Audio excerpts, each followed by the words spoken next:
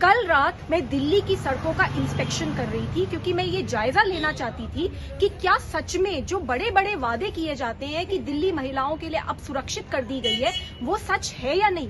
तो मैं अलग अलग एरियाज में दिल्ली के जाकर इंस्पेक्शन कर रही थी और मैं अकेले खड़ी थी ये देखने के लिए कि रात में एक अकेली लड़की को क्या क्या फेस करना पड़ता है दिल्ली देश की राजधानी में। मैं एम्स के बस स्टॉप के ऑपोजिट खड़ी थी और वहां पे गाड़ियां आके रुकने लग गई, ट्रक आके रुके और एक गाड़ी ने तो हद कर दी। वो आदमी अपनी व्हाइट बलेनो में आया, मेरे पास खड़ा हुआ, उसने अपनी गाड़ी पार्क करी और उसने मुझे बार बार बोला कि मैं उसकी गाड़ी में बैठ जाऊं और वो मुझे ड्रॉप कर देगा।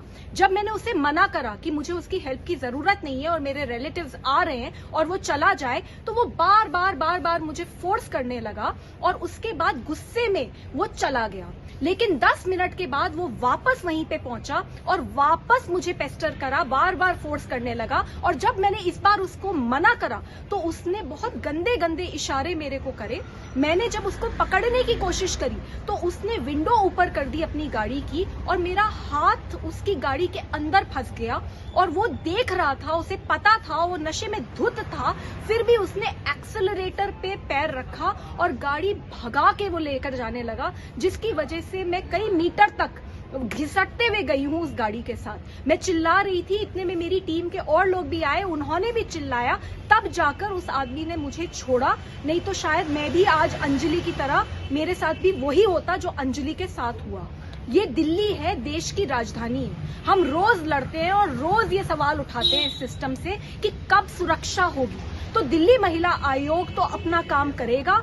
हम कोई ऐसा ऑफिस नहीं है जो एयर कंडीशन से चलता हो। हम वही ऑफिस हैं जो दिन में भी काम करेंगे, रात में गश्त भी लगाएंगे और तब तक ये सवाल पूछेंगे इस पूरे सिस्टम से जब तक महिलाएं एक्चुअली में दिल्ली में सुरक्षित नहीं होती। मुझे बहुत दुख है कि इतना काम हम कर रहे हैं और उसके बावजूद दिल्ली महिला आयोग पर इस तरीके के अटैक्स होते हैं। डेथ थ्रेट मिली है मुझे, रेप थ्रेट्स मिले हैं मुझे और कई बार अटैक हुए हैं और इस बार तो बिल्कुल मुझे भगवान ने ही बचाया है। लेकिन जिन लोगों को लगता है कि इन सब चीजों से हम डर जाएंगे, तो मैं बोल दूं हम बिल्कुल डरने वाले नहीं हैं। Yes, I am very traumatised after the incident, but I will continue the fight.